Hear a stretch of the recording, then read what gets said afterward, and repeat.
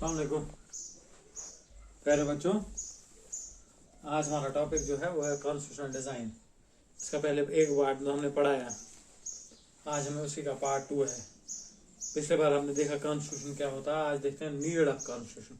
Constitution किस लिए हमें ज़रूरत पड़ती है। पिछले बार हमने साउथ अफ्रीका की मिसाल ली थी, वहाँ पे समझाया था, एक ब्रॉडर कॉन्टेक्स्ट में हमने समझाया था कॉन्स्टिट्यूशन की क्यों ज़रूरत पड़ती है और कॉन्स्टिट्यूशन होता क्या। चलो आज हम इसी को और आगे चलें।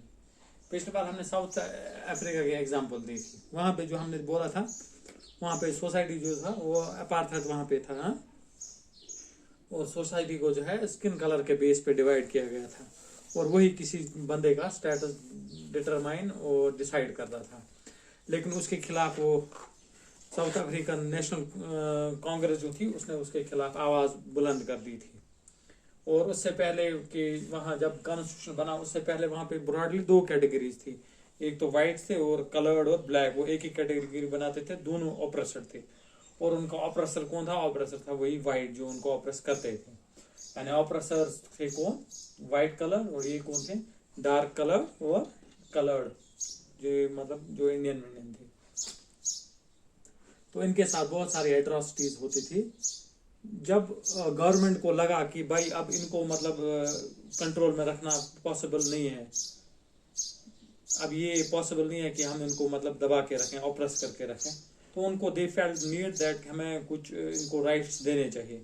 राइट्स क्या, वो मतलब फिर तो वहाँ पे गवर्नमेंट ही बनी, वो मतलब मिक्सड गवर्नमेंट जिनकी ठीक ठाक रिप्रेजेंटेशन थी पॉपुलेशन के प्रोपोर्शन में। किनकी? ब्लैक्स की, जो वहाँ के 1/3 पॉपुलेशन 3/4 पार्ट बनाते थे, उनकी ठीक ठाक रिप्रेजेंटेशन थी।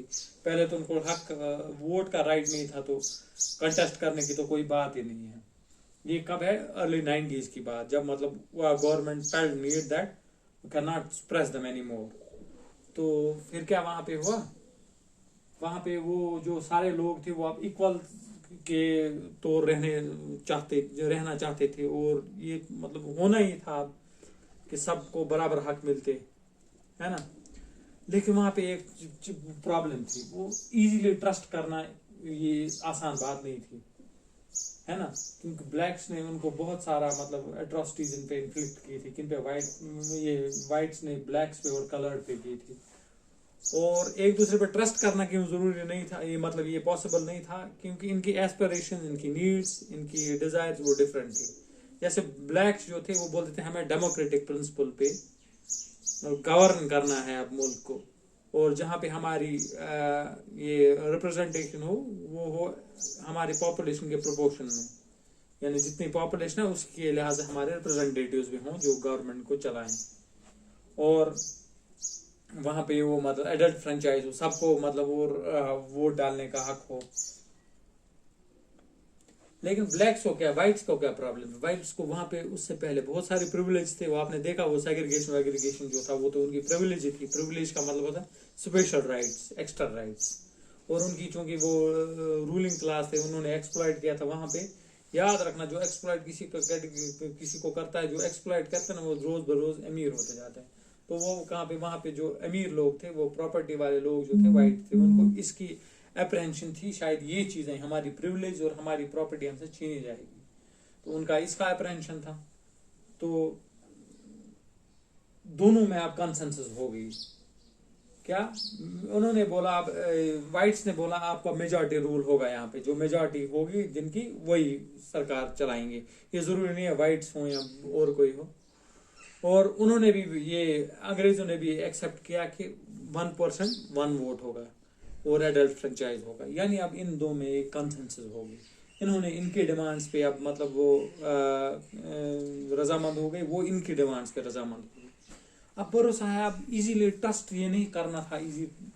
अब ट्रस्ट की बात थी, भाई ये कल ये मुकर जाए, ये सोच रहे थे ये मुकर जाए, और ये सोच रहे थे ये मुकर जाए, है ना। ऐसी तो पॉसिबिलिटी थी। तो इस प्रॉब्लम को हल दूर कैसे किया गया? उन्होंने वर्कआउट किया। क्या किया workout? Some rules of the game. वो कैसे उन्होंने की? वो उन्होंने रिटन एक डॉक्यूमेंट बनाया। वही जो रिटन डॉक्यूमेंट होता है, जो सोसाइटी के डिफरेंट सेक्शंस को इंश्योर करता है कि आपके राइट्स जो हैं उनको ट्रेस पास नहीं किया जाएगा। आपके राइट जो है वो रिजर्व रहेंगे, वो रिजर्व रहेंगे, और आपके जो प्रिविलेजेस हैं,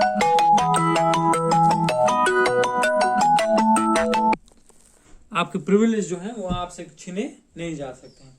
उसी डॉक्यूमेंट को जिसमें ये प्रिजर्व्ड रहता है, रिजर्व्ड रहता है कि आपको कौन से हकूक हैं, उसी को भाई हम कॉन्स्टिट्यूशन बोलते हैं।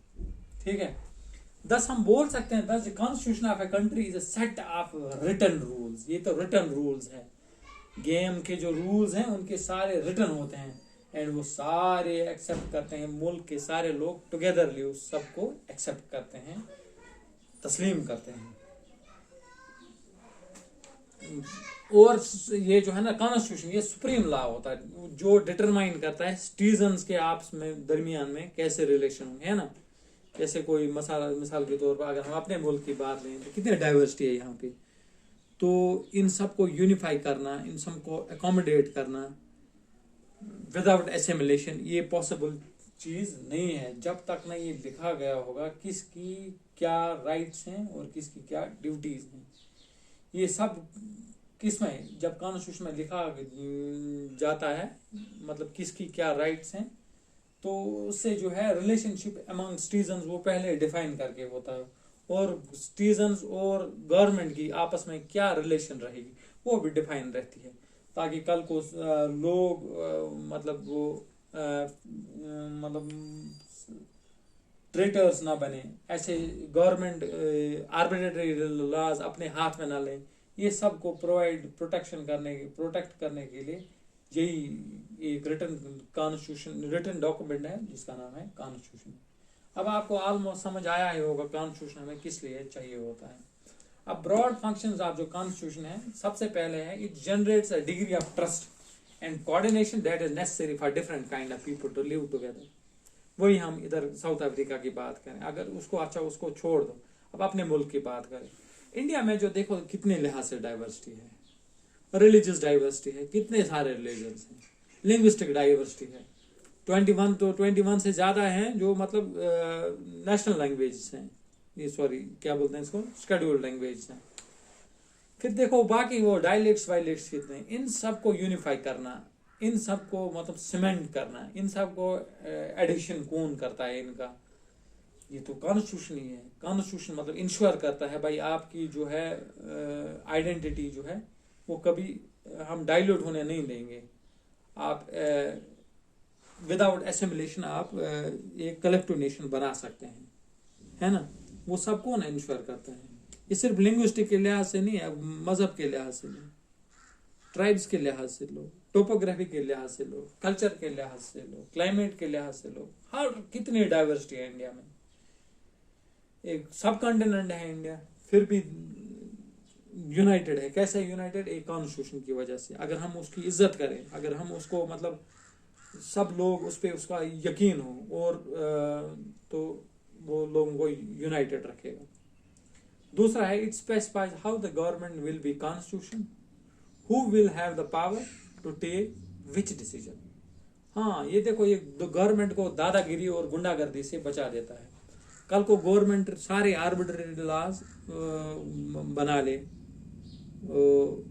प्रोक्लेम करे, वो मतलब अथॉरिटेटिव बने, उस सब को रोकता है कौन? कॉन्स्टिट्यूशन। क्योंकि कॉन्स्टिट्यूशन में लिखा है भाई अगर आप सरकार चलाओगे कैसे चलाओगे, क्योंकि सरकार में जो है इस कॉन्स्टिट्यूशन में उसमें राइट्स, फंडामेंटल राइट्स होते हैं।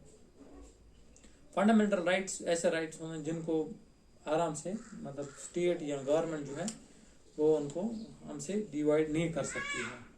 क्यों नहीं डिवाइड कर सकती? वो लॉ जो हैं तो वो राइट्स जो हैं वो इंश्योर किए गए हैं भाई ये आपको मिलेंगे।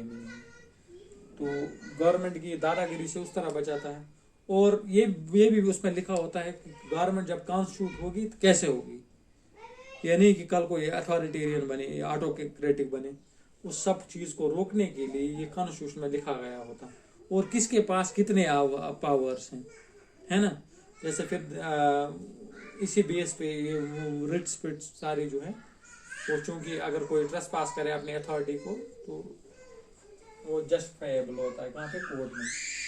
तीसरा जो है it lays down limits on the powers of the government and tells what the rights of citizens are, ये एग्जैक्टली उसी की तरह है ना। सरकार के इख्तियारात को ये मतलब ये पूरी तरह एक्सप्लेन करता है किसके क्या हकूक हैं और लोगों के क्या हकूक हैं।